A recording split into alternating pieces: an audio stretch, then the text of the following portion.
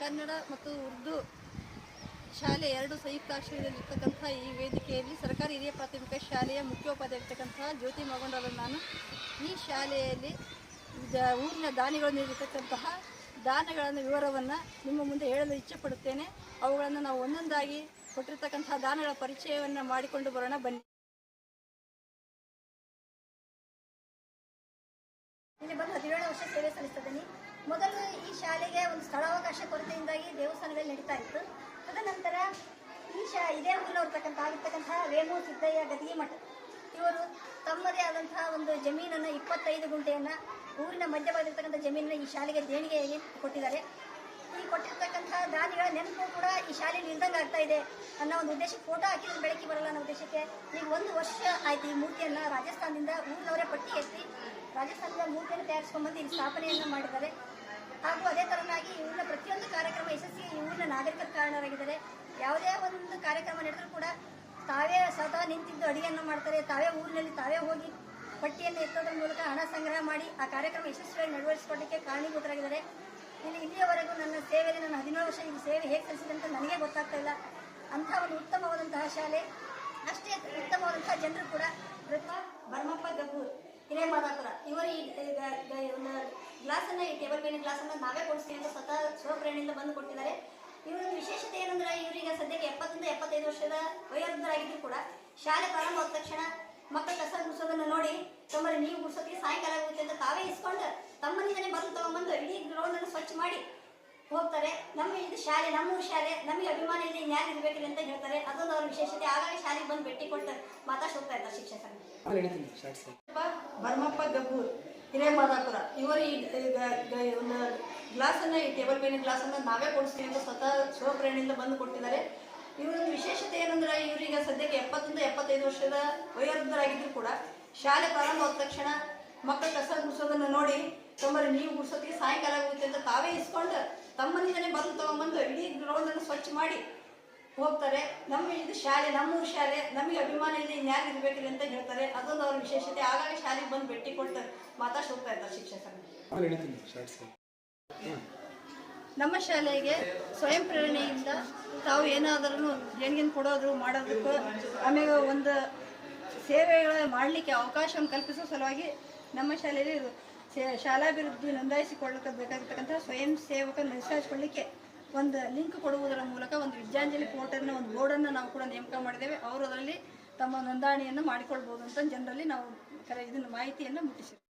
ಸರ್ಕಾರವು ಪಠ್ಯ ಪುಸ್ತಕ ಮತ್ತು ಸಮವಸ್ತ್ರದ ಜೊತೆಗೆ 2 ಜೊತೆ ಸಾಕ್ಸ್ ಮತ್ತು 1 ಜೊತೆ ಶೂ ಅನ್ನು ಫ್ರೀಯಾಗಿ ಮಕ್ಕಳಿಗೆ ವಿತರಣೆ ಮಾಡ್ತಾ ಇದ್ದು, ಆ ಶೂಗಳನ್ನು ಒಂದು ವ್ಯವಸ್ಥಿತವಾದ ರೀತಿಯಲ್ಲಿ ಮಕ್ಕಳು ಇಡಬೇಕು ಅನ್ನೋ ಉದ್ದೇಶಕ್ಕೆ ನಮ್ಮ ಶಾಲಾ ಅನುದಾನದಲ್ಲಿಯೇ ನಾವು ಒಂದು ಶೂ ರ್ಯಾಕನ್ನು ನಿರ್ಮಾಣ ಮಾಡಿ ಅಲ್ಲಿ ಆ ಕ್ಲಾಸಿಗೆ ಒಂದು ಇಟ್ಟಿರ್ತೇವೆ. ಅದರಲ್ಲಿ ಆ ಮಕ್ಕಳು ತಂದು ಪ್ರತಿದಿನ ಅದೇ ಶಿಸ್ತುಬದ್ಧವಾಗಿ ಅವುಗಳನ್ನು ಶೂಗಳನ್ನು ಅದರಲ್ಲಿ ಇಡೋ ಹಾಗೆ ನಾವು ವ್ಯವಸ್ಥೆಯನ್ನು ಮಾಡಿರ್ತೇವೆ. ಈ ಕೊಠಡಿಯಲ್ಲಿ ಮಕ್ಕಳಿಗೆ ಪ್ರತಿದಿನ ನಾವು ಚಾರ್ಟ್ಗಳನ್ನು ರಟ್ನಲ್ಲಿ ಮಾಡಿ ಹಾಳೆಯಲ್ಲಿ ಹಾಕ್ತಾ ಇದ್ವಿ. ಅವುಗಳು ಪ್ರತಿ ಸಲ ಅವು ತೆಗೆದು ಓದೋದು ಬರೆಯೋದು ಮಾಡಿ ಸಿಗಾಕೋದು ಮಾಡ್ತೀವಿ, ಹರಿದು ಹೋಗ್ತಾ ಇದ್ವು.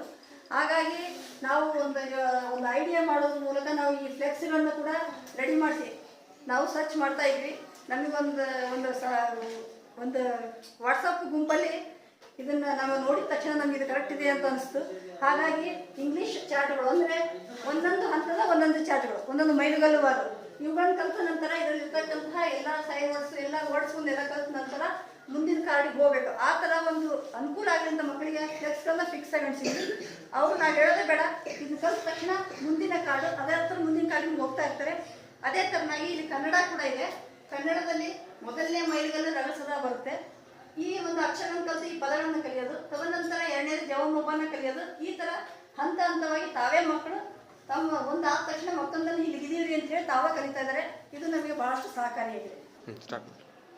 ಇದೊಂದು ಸೆಲ್ಫಿ ಕಾರ್ನರ್ ಅಂತೇಳಿ ಇದು 2024-25 ನಮ್ಮ ಶಾಲೆಯಲ್ಲಿ ಈ ಶೈಕ್ಷಣಿಕ ವರ್ಷದಲ್ಲೇ ನಾವು ಪ್ರತಿಭಾ ಕಾರಂಜಿ ನಮ್ಮ ಶಾಲೆ ನಡೆಸ್ಕೊಡ್ಬೇಕು ಅಂತ ಒಂದು ನಮ್ಮ CRC ಅವರು ಹೇಳಿದ ತಕ್ಷಣ ನಾವು ಅವಾಗ ಈ ಕಾರ್ಯಕ್ರಮಕ್ಕೆ ಏನೇನು ಯೋಜನೆ ಹಾಕ್ಕೋಬೋದು ಅಂತ ಆದ ಶಾಲೆಯಲ್ಲಿ ನೋಡೋಕೆ ಹೋದ್ವಿ. ಆ ತಕ್ಷಣ ಹೋದ ವರ್ಷ ನಾವು ಕೂಡ ಆ ಶಾಲೆಯಲ್ಲಿ ನಾವು ಈ ಒಂದು ಸೆಲ್ಫಿ ಕಾರ್ನರ್ ಬೋರ್ಡ್ ನೋಡಿದ್ವಿ.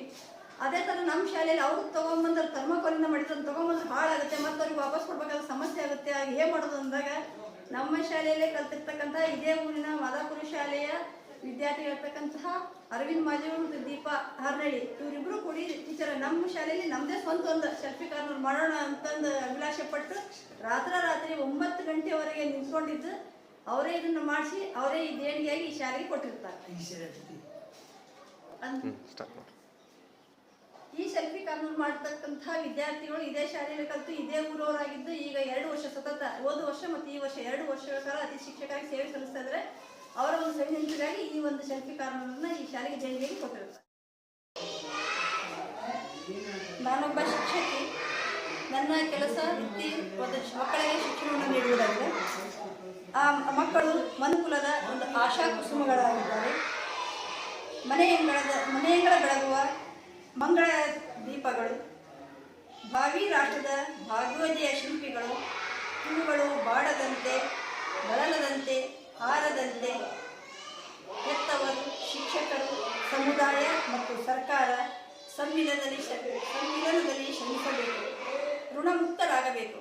ಇಂಥ ಋಣಮುಕ್ತರಾಗಲಿಕ್ಕೆ ಈ ಒಂದು ಸದಾವಕಾಶ ನನ್ನ ಅವಧಿಯಲ್ಲಿ ನಿಂತಿದ್ದು ಈ ದೇಣಿಗೆ ರೂಪದಲ್ಲಿ ಈ ಮೂಲ ನಾಗರಿಕರು ನೀಡಿರ್ತಕ್ಕಂಥ ನನಗೆ ತುಂಬ ಹರ್ಷವೆನಿಸಿದೆ.